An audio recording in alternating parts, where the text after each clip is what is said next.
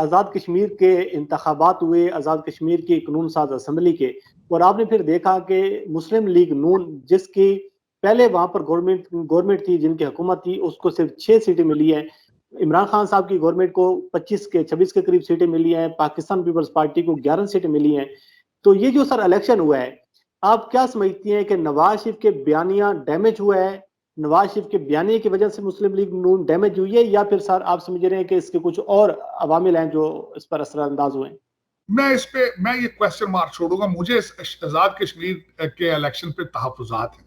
मेरे 10 पॉइंट मैं आपको अभी बताऊंगा, लेकिन फैसला देखने वाले करेंगे कि वो 10 पॉइंट क्या है। एक तो ये मैं ये बताना चाहूंगा कि ये आजाद कश्मीर इलेक्शन जो था, एक ये अगले इलेक्शन का एक ट्रायल है।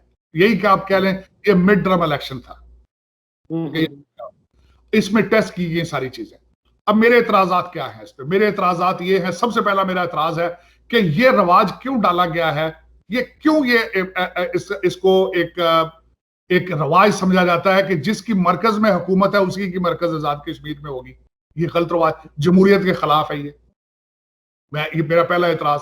ये बिल्कुल इस दफा खुल खुला के मैं सुनता रहा हूं, तभी लोग कहते हैं कि इलेक्शन पहले ही सिलेक्ट कर लिया गया था, नंबर बना लिए गए। दूसरा एतराज, इसमें जो जातियात को डिस्कस किया गया दोनों पार्टियों की तरफ से, तीनों पार्टियों की तरफ से, इनके एक दूसरे के बच्चे, एक दूसरे के मेकअप, एक दूसरे की यहूदियत, ये सारी जातियात हैं, इसमें क्यों घसीटा गया?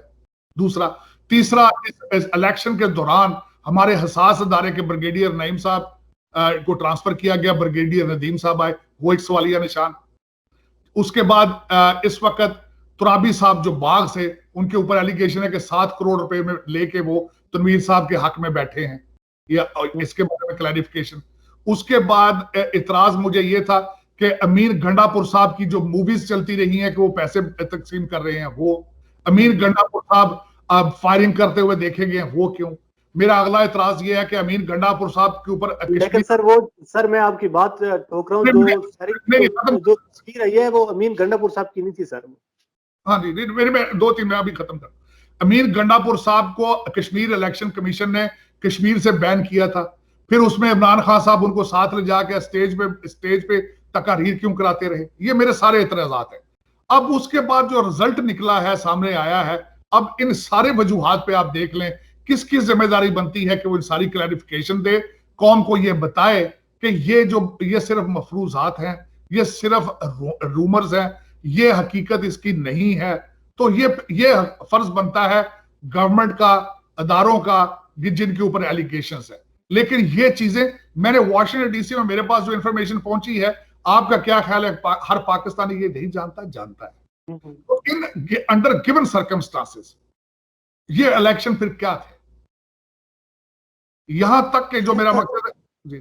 लेकिन सर जो देखें, मुस्लिम लीग नून ने जो कैंपेन चलाई सर, उसमें सबसे पहले कहा गया कि वजीर आजम जो पाकिस्तान है वो कश्मीर फरोश हैं, और उसके बाद कैंपेन इस बात पे चलेगी, जब इसको क्रिटिसाइज किया गया कि आप वजीर आजम को कश्मीर फरोश कह रही हैं, इसका आपको डैमेज होगा। फिर कहा गया पाकिस्तान की एस्टेब्लिशमेंट जो है वो ये नहीं चाहती कि कश्मीर के जो मामलात हैं ये हल हो। फिर कहा गया कि पाकिस्तान जो है वो कश्मीर को सूबा बनाना चाहता है। तो आप नहीं समझते कि जो मुस्लिम लीग नून का जो बयानी है, जिस बयानी की वजह से, और जो आज़ाद कश्मीर के लोग हैं वो ये भी समझते हैं कि हमारी जो जामिन है, जो सिक्योरिटी की जामिन है, वो पाकिस्तान की फौज है। और इस बात का एतराफ़ खुद साबिक वज़ीर आज़म राजा फरूक हैदर ने भी किया कि फौज पाकिस्तान के खिलाफ हम बात नहीं सुन सकते। तो मुस्लिम लीग नून को जो डैमेज हुआ है, आपको नहीं लगता कि ये जो बयानिया था, उस बयानी की वजह से मुस्लिम लीग नून को डैमेज हुआ है? नहीं, इस बयानी के से तीनों पार्टियों ने गलत अल्फाज इस्तेमाल किए हैं।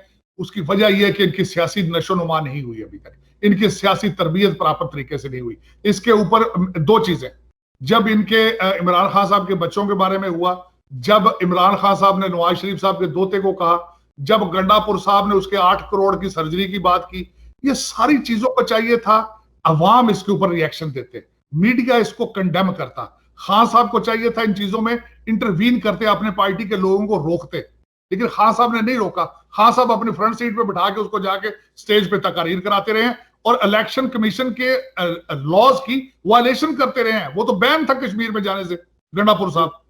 लेकिन ये देखें, ये एक चीज नहीं है, तीनों पार्टियों ने इस चीज का मुजाहरा किया है कि हमारी कोई सियासी नशोनुमा नहीं है, यहां पे कोई रूल ऑफ लॉ की रिस्पेक्ट नहीं है। गंदी जबान तीनों पार्टियों ने इस्तेमाल की, इसमें कोई शक नहीं। मैं यही तो कह रहा था कि मैं कंडेम कर रहा हूं इन चीजों को जो गलत किया इन्होंने, कि किसी के बच्चों के बारे में क्यों बात की जाए। हुकूमती पॉलिसी के बारे में बात होनी चाहिए थी, सियासी हिकमत अमली के बारे में बात होनी चाहिए थी, कश्मीर की तरक्की के बारे में बात होनी चाहिए थी, कश्मीर के फ्यूचर के बारे में बात होनी चाहिए थी। इसमें ना नवाज शरीफ के दोते का कोई काम था, ना इसमें 8 करोड़ की सर्जरी का काम था, ना इमरान साहब के बच्चों की यहूदियत होने का कोई इसके साथ कोई इररेलेवेंट था। तीनों पार्टियों ने इसको गलत कहा है, कश्मीर फरोशी भी गलत कहा है, हर चीज। बल्कि मैं तो यहां तक कहूंगा, मुझे एतराज है उस पर, आपने 2 चीजें इसमें मेंशन नहीं की। मरियम नवाज साहबा ने कहा था मैं पाकिस्तान से आई हूं, उनको यही नहीं पता कि कश्मीर पाकिस्तान ही है। दूसरा, उन्होंने ये बात की है कि मैं कश्मीरी हूं, जाति उमरा जो है इंडिया में वो कश्मीर में नहीं है। ये करेक्शन करना चाहता हूं, लेकिन इसके कई ब्लंडर किए। जिस तरह मैंने आपको बताया, मैं हमेशा जिस तरह ज़हीर साहब इनके बंदे ने, गुजर साहब ने जो किया गुजरांवाले में, मैंने उसको कंडेम किया, गलत किया उसने तो खैर धज्जियां उड़ा दी ना, उसने तो, उस बंदा तो एक्सट्रीम पे गया। लेकिन अगर कोई पीटीआई का बंदा, अमीर गंडापुर साहब भी अगर फायरिंग करते रहे हैं, वहां जाके वो किसी के साथ गलत बातें बोलते रहे, मुझे वो भी कंडेम करना चाहिए, क्योंकि मेरी पार्टी का नाम पाकिस्तान है। मैं पाकिस्तान का सियासी वर्कर नहीं हूं, मेरा पाकिस्तान के साथ रिलेशनशिप है कि मेरी मादरे बिल्लत है, मेरे अंदर पाकिस्तान का खून है। और मैं सबसे ज्यादा, ये नोट कर लें आप, वजह ये होती है ज़हीर साहब, जब भी आप पाकिस्तान से जितना दूर जाते हैं, आपको पाकिस्तान का उतना ही दर्द ज्यादा होता है, क्योंकि आप देखते हैं कि आसपास के ममालिक किस तरह तरक्की कर रहे हैं और हमारा रिवर्स गियर क्यों नहीं रोकना। तो मैं एक कुर्ब में बैठा हूं, एक दर्द में बैठा हूं वाशिंगटन डीसी में, इसीलिए पाकिस्तान के हालात को इतने करीब से देखता हूं और कुड़ता हूं और उसको क्रिटिसाइज करता हूं। Sir thank you so much sir, आपने बड़े ज़बरदस्त और बड़े बेहतरीन अंदाज में हमारे व्यूअर्स को तमाम तर इश्यूज पर अपना नुक्ता नज़र रखा। यकीनन हर व्यूअर्स की अपनी राय है, आप इसको एक्सेप्ट करती हैं नहीं करते, लेकिन बिल्कुल सही बात कर रहे हैं कि जब आप पाकिस्तान की बात करेंगे, जब आप पाकिस्तान के लिए सोचेंगे, तो आप अपना नुक्ता नज़र आप लोगों के सामने रखेंगे। इससे कतई नज़र आप उसको पसंद करती हैं या नहीं करते, लेकिन ये हकीकत है।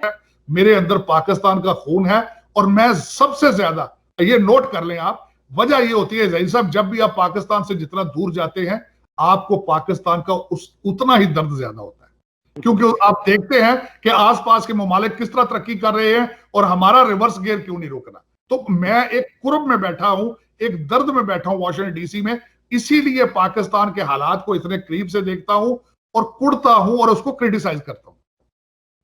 Sir thank you so much sir, आपने बड़े ज़बरदस्त और बड़े बेहतरीन अंदाज में हमारे व्यूअर्स को तमाम तर इश्यूज पर अपना नुक्ता नज़र रखा।